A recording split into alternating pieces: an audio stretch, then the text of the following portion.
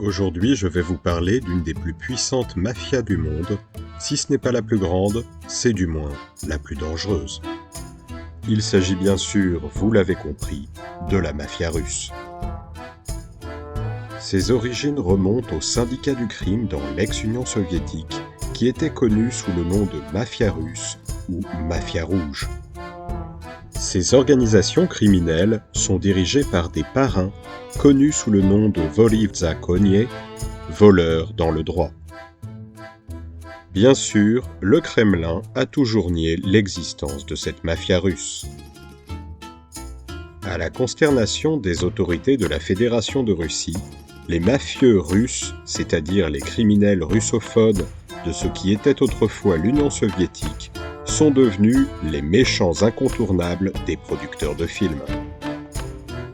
Cette catégorisation cinématographique est devenue tellement mauvaise que les observateurs américains, au début des années 2000, ont même publiquement sympathisé avec les problèmes d'image du gouvernement russe. Lors d'une conférence de presse parrainée par le Kremlin, Alexander Vershbow, ancien ambassadeur des États-Unis en Russie, a commenté un sondage d'opinion de 2003 qui révélait que de nombreux Américains considéraient la Russie comme une nation infestée par la criminalité. Se disant attristé par les résultats, Vershbow a poursuivi. Parfois, les stéréotypes reflétés dans ce sondage sont renforcés par les films hollywoodiens qui ont souvent pour méchant quelqu'un de la mafia russe. Depuis qu'Arnold Schwarzenegger a joué le rôle d'un flic moscovite traquant un trafiquant de drogue géorgien dans le thriller Red Heat, double détente en français de Walter Hill sorti en 1988, un classique des stéréotypes sur la Russie, il y a eu plus d'une vingtaine de films mettant en scène des truands russes qui étaient les méchants de l'histoire. On peut citer Little Odessa de James Gray, où un tueur à gages rentre chez lui dans la communauté russe de New York, à Brighton Beach, pour faire un travail et voir sa famille.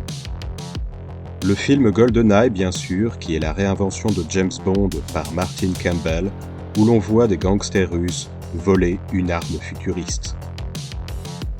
Le film avec Val Kilmer, Le Saint, de Philip Noyce, où des oligarques russes mettent en scène une escroquerie de fusion à froid.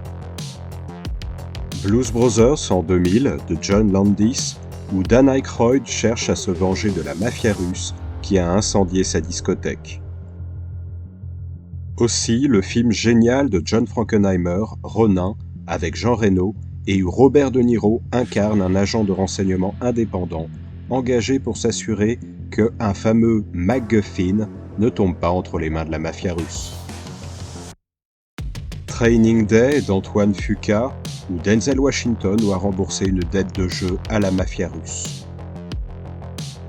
Enfin, l'excellent Eastern Promises, Les Promesses de l'Ombre, de David Cronenberg, dans lequel Viggo Mortensen incarne un mystérieux espoir de la mafia russe à Londres. Effectivement, dans les années qui ont suivi le tournage du Parrain, la mafia russe a volé le rôle cinématographique alloué auparavant à ses frères italiens. Et malheureusement, dans le monde réel, les crimes de la mafia russe sont bien plus terribles que ceux de ses confrères latins.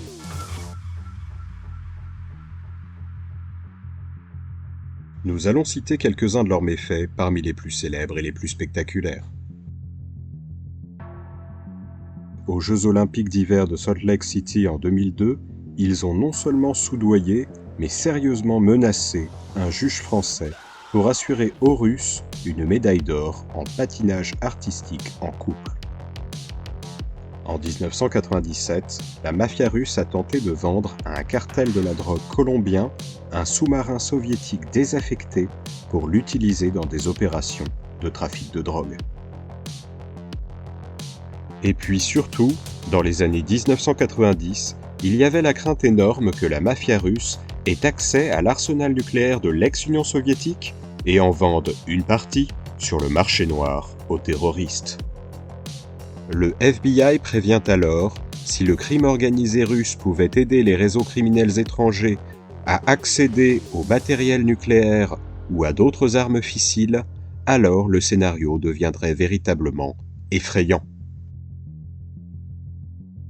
Le crime organisé existe en Russie depuis la fin du XIXe siècle. La révolution russe de 1917 a voulu mettre un frein à ces opérations, mais elle n'y est jamais parvenue. À l'époque soviétique, des syndicats criminels dirigeaient le marché noir en collaboration avec des fonctionnaires d'État corrompus. À l'époque, le principal produit de contrebande était un or noir très particulier, le caviar. Beaucoup de ces syndicats étaient et sont encore basés non pas sur une affiliation familiale comme dans la mafia italienne, mais sur des réseaux établis pour la première fois dans les goulags de Staline, où les membres de gangs étaient identifiés par un système élaboré de tatouages désignant l'affiliation à un syndicat, une spécialité criminelle et même une appartenance sexuelle. Pourtant, même si la mafia existait à l'époque soviétique, elle n'a jamais prospéré. Les syndicats du crime organisé en Union soviétique étaient contrôlés par les mêmes autorités avec lesquelles ils collaboraient. Cela a changé à la fin des années 1970 et dans les années 1980, lorsque l'URSS, accablée par un budget militaire paralysant, un système agricole défaillant et un secteur industriel inefficace, a commencé à connaître une instabilité économique majeure. En 1991, l'Union soviétique s'est discrètement disloquée, ses dirigeants étant convaincus que leur fortune serait mieux servie par le passage à une économie capitaliste de marché libre. La mafia russe a vu, là, une opportunité dans la confusion qui a suivi la dissolution de l'État soviétique et la soudaine ouverture de son économie.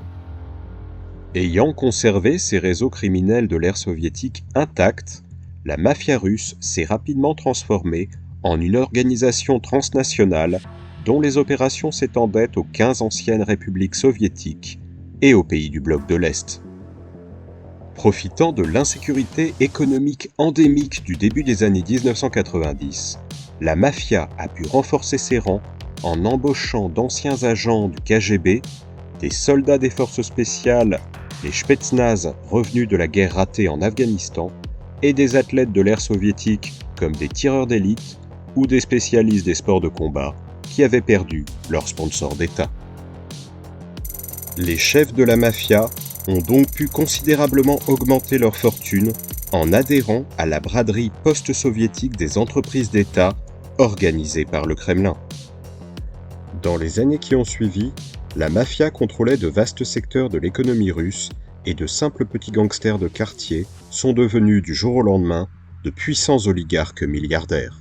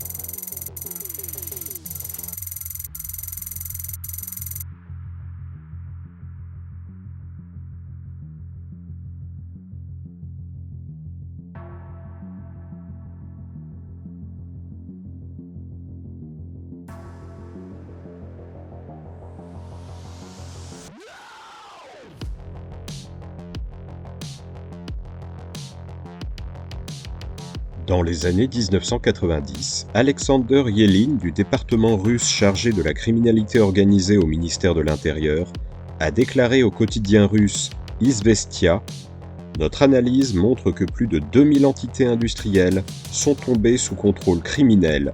Ceux-ci investissent leur argent dans les affaires et visent le pouvoir politique. » Il estime alors le nombre de groupes mafieux russes à 450, totalisant un effectif de 12 000 membres.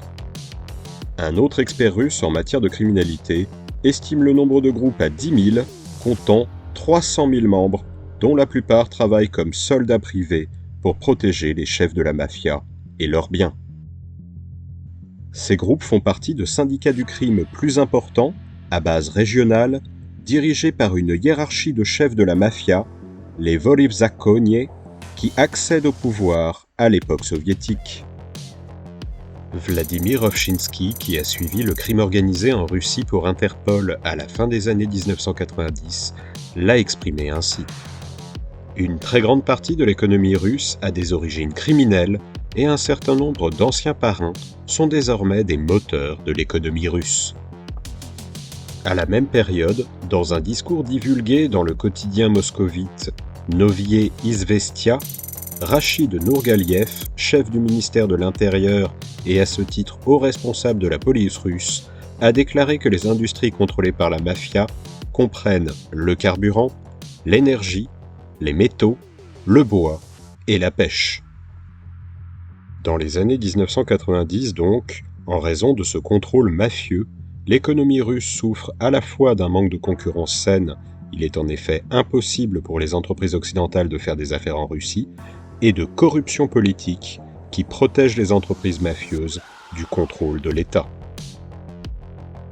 Comme dans les pays d'Afrique subsaharienne en proie à une corruption généralisée, le gouvernement russe des années 1990 est par conséquent incapable ni de se permettre, ni de fournir des services sociaux de base. Les entreprises contrôlées par la mafia blanchissent leur argent dans des banques contrôlées par elles, qui transfèrent ensuite les actifs vers des paradis fiscaux comme la Suisse. Sur les 1200 banques que compte la Russie à cette époque, environ 200 sont considérées comme des entreprises légitimes. Les autres seraient donc illégales et leurs fonds proviendraient d'activités criminelles. Tout cela a fait du secteur bancaire russe une entreprise obscure, pour ne pas dire dangereuse. En effet, en 1995, au plus fort de ce que l'on appelle la ruée vers l'or russe, 13 banquiers de haut rang ont été assassinés rien qu'à Moscou. En fait, les responsables du gouvernement russe ont estimé en 2003 que 5000 assassinats commandités avaient eu lieu dans toute la Russie. Gennady Goudkov, membre de la commission de sécurité de la Douma, le Parlement russe, et officier de réserve au FSB, l'a exprimé ainsi. La lutte contre le crime organisé est un problème social général. Où sont recrutés les membres des groupes criminels ? Ils sont recrutés parmi les chômeurs, les jeunes prêts à démolir n'importe qui pour $500. Selon le ministre de l'Intérieur, Nourgaliev, la mafia contrôlait près de 10% du territoire russe, notamment Moscou, Saint-Pétersbourg, la Sibérie et le sud du pays. En d'autres termes, la mafia contrôle les régions les plus riches et les plus productives du plus grand pays du monde.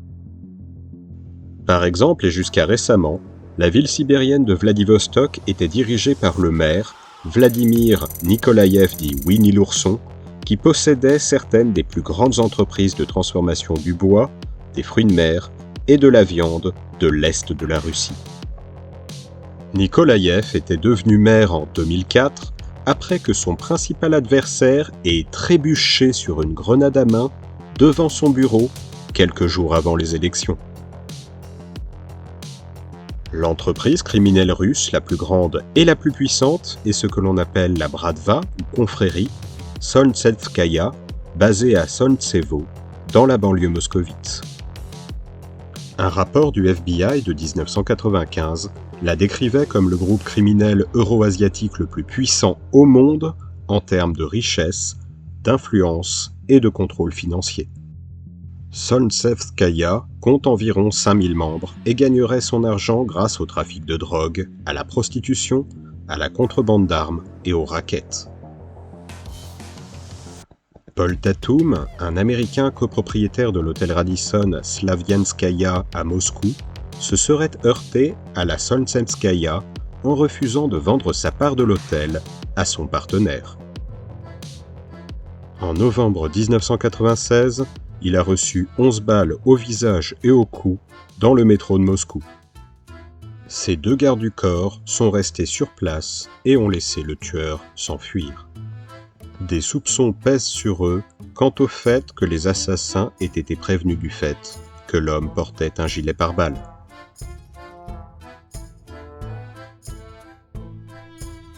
Les Juifs, ou du moins les personnes qui se prétendent juives, les Géorgiens et les Tchétchènes sont représentés de manière disproportionnée dans la pègre russe.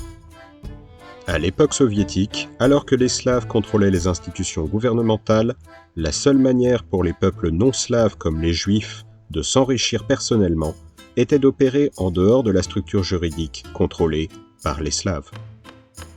Par conséquent, les citoyens hébraïques, les musulmans et les membres d'autres minorités ethniques entreprenants se sont tournés vers l'économie souterraine, créant des entreprises criminelles qui ont ensuite prospéré dans l'ère post-soviétique du libre marché.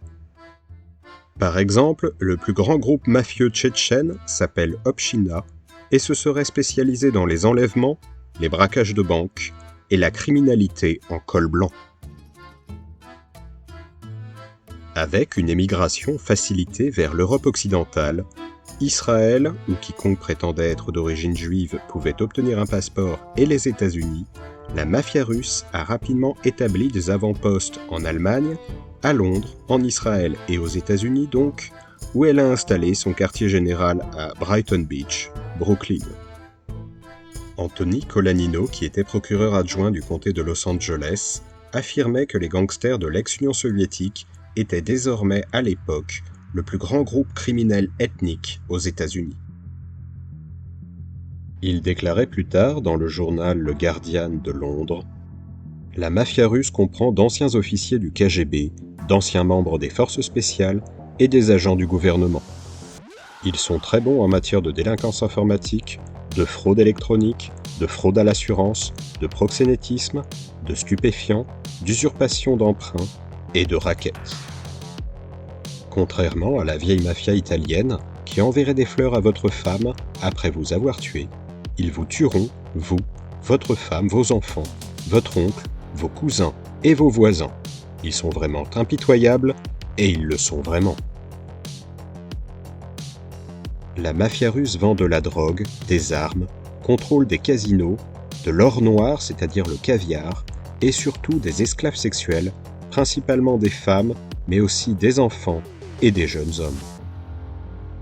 On dit que les Voryv Zakonie concluent leurs accords commerciaux en partageant leurs prostituées préférées. Le marché des êtres humains est moins risqué et plus rentable que les autres formes de commerces illicites. En 2002, la mafia russe a gagné environ 7 milliards de dollars de revenus annuels grâce au trafic d'environ 160 000 femmes vers la Chine, l'Europe de l'Est, l'Europe de l'Ouest et les États-Unis via le Mexique. Elena Mizulina, membre de la Douma russe qui a contribué à l'adoption de la loi interdisant le trafic d'êtres humains en 2002, a expliqué « Les profits de la traite des esclaves sont plus importants que ceux de la drogue ». Généralement, les femmes sont attirées hors de leur pays d'origine par la promesse de bons emplois en Occident. Ensuite, leurs passeports sont confisqués et elles sont détenues comme prisonnières dans des bordels contrôlés par la mafia. On dit que certains esclavagistes sexuels brisent les femmes de leur réticence à se prostituer en les amenant en groupe pour assister à un meurtre en spectacle d'une femme qui refuse de travailler. Les femmes captives sont maintenues dans l'obéissance en leur disant que si elles coopèrent avec les forces de l'ordre, toute leur famille sera tuée, ce qui, dans le cas de la mafia russe, n'est pas une vaine menace. Les femmes de l'ex-Union soviétique peuvent se vendre jusqu'à 15 000 $ selon la qualité du produit. Au fil des années, leur prix diminue et la rumeur court que les femmes qui ne sont plus sexuellement commercialisables sont parfois tuées et leurs organes prélevés pour le marché illégal de transplantation. David Harrison du Sunday Telegraph de Londres a raconté l'histoire d'Irina Valinsky, une Lituanienne de 21 ans qui travaillait à Londres 6 jours par semaine dans 2 appartements et un salon de massage et avait des relations sexuelles avec entre 25 et 30 hommes chaque jour. Les hommes doivent payer entre 300 et 800 $. Elle reversait alors presque tout l'argent qu'elle gagnait à son propriétaire russe.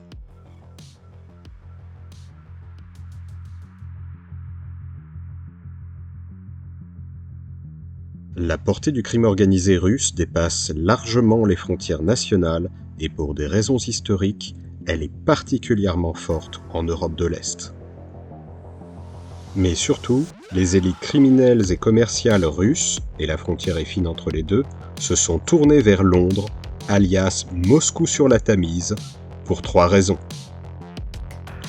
Tout d'abord, Londres compte une communauté russe établie de longue date et c'est la capitale bancaire de l'Europe. Étant donné que les États-Unis étaient l'ennemi à abattre durant la guerre froide, les Russes se sont plutôt évidemment tournés vers la Grande-Bretagne. Pourtant, il existe une activité importante de la mafia russe aux États-Unis. Celle-ci est arrivée au départ dans les années 1970 et s'est installée dans les zones où les immigrants russes s'étaient installés préalablement, principalement dans le quartier de Brighton Beach à Brooklyn, État de New York, et dans certaines parties de la vallée de San Fernando, à Los Angeles, Californie. Parmi les crimes les plus célèbres de la mafia russe aux États-Unis figurent les crimes commis par un gang dirigé par Yuri Mikkel et Jurijus Kadamovas. Les 2 hommes originaires respectivement de Russie et de Lituanie ont déménagé à Los Angeles avec le projet fou de récolter 100 millions de $ pour eux-mêmes et leur patron, aujourd'hui encore inconnu. Le plan consistait à kidnapper des riches de l'ex-Union soviétique établis aux États-Unis, enregistrer leur voix, puis les assassiner, car ils étaient des témoins, et enfin utiliser les enregistrements vocaux pour extorquer des rançons à leurs familles. Leurs 5 premières victimes étaient des Russes vivant en Californie du Sud à l'automne 2001. Ils les ont donc kidnappés, retenus contre rançon et finalement étranglés. L'une des victimes refusant de mourir, Mikkel se serait alors tenu debout sur sa poitrine. Parmi les victimes figurait Georges Safiev, président de Matador Media, une société de production cinématographique, et Nick Karabadze, PDG de Matador, et fils de la célèbre actrice géorgienne Ruiko Kignadze. Les mafieux se sont ensuite débarrassés des corps en les jetant dans le réservoir New Melones, près du parc national de Yosemite, en Caroline du Nord, et avaient prévu de continuer ainsi jusqu'à ce que les cadavres soient, je cite, « empilés les uns sur les autres, comme ils se plaisaient à s'en vanter ». Mais les corps en décomposition ont tendance à remonter à la surface, ce que l'un des cadavres a fait, faute de chaussures en ciment, avant d'être découvert par un garçon de 5 ans, son père et son grand-père, alors en pleine partie de pêche. Les crimes ont bien évidemment été révélés, les 2 hommes ont finalement été arrêtés. Lors de leur procès, les procureurs, en demandant aux juges de protéger les jurés en gardant secrète leur identité, ont déclaré que ces crimes horribles avaient été commis dans le cadre d'une organisation criminelle russe très violente. Après que l'accusation ait présenté 117 témoins, les 2 hommes ont été reconnus coupables par un tribunal fédéral et condamnés à la peine de mort.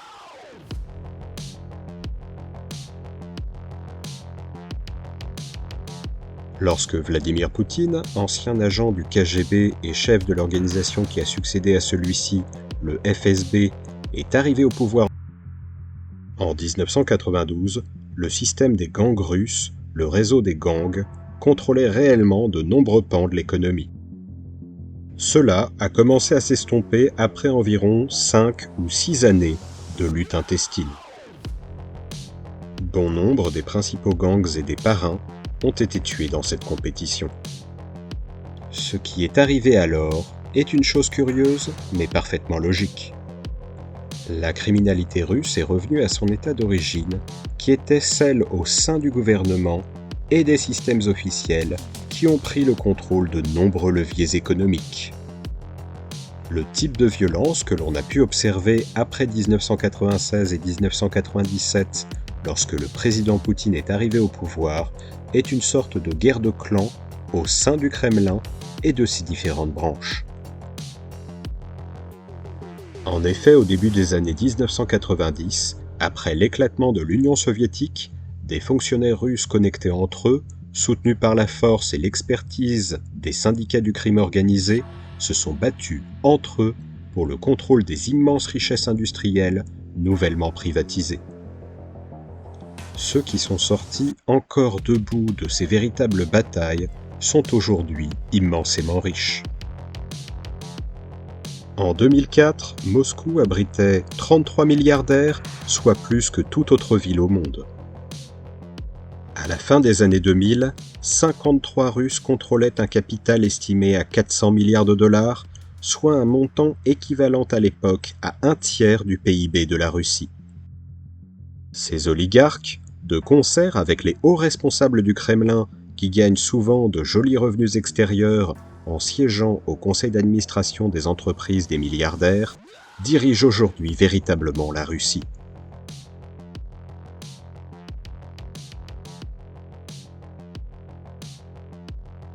Le 20 février 2008, l'organisme de contrôle officiel russe, la Chambre civique, a publié un rapport très attendu sur la corruption dans le pays.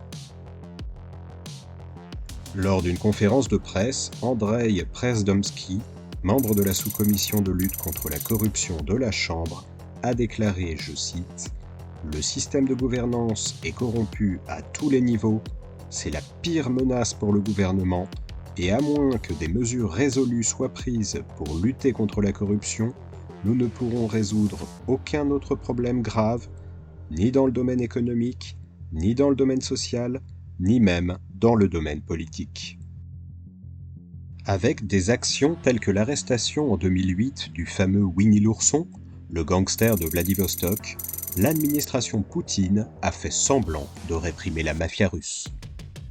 En mars de la même année, le maire de Vladivostok a été arrêté, accusé d'avoir utilisé des fonds publics pour payer ses gardes du corps et d'avoir réquisitionné des avions gouvernementaux pour emmener sa famille en vacances.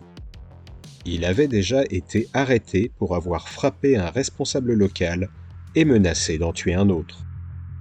C'était une grande nouvelle en Russie car Nikolaïev était le responsable gouvernemental le plus important jamais arrêté.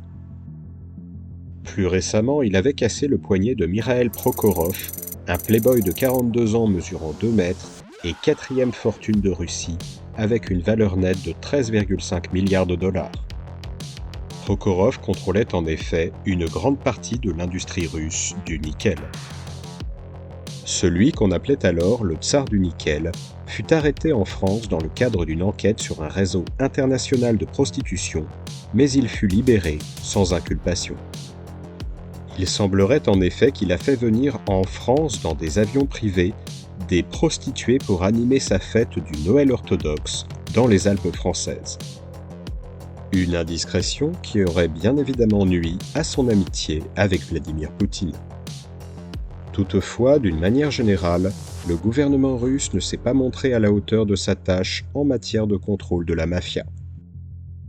Quant à l'avenir, Jeffrey Robinson, expert de la mafia russe et auteur de The Merger, How Organized Crime is Taking Over the World, estime de manière concluante que la mafia russe s'est associée à des syndicats du crime organisé dans le monde entier et a formé un conglomérat très riche destiné à devenir le groupe d'intérêt spécial le plus puissant au monde. J'espère sincèrement que cette vidéo vous a plu. Si c'est le cas, partagez-la un maximum sur vos réseaux sociaux, mettez un petit pouce bleu, indiquez-le en commentaire et surtout, abonnez-vous afin de ne pas manquer le prochain épisode. Vous pouvez nous retrouver sur nos réseaux sociaux, Facebook, Instagram, Twitter, et nous soutenir sur Tipeee. Merci à tous les abonnés, sans lesquels rien ne serait possible.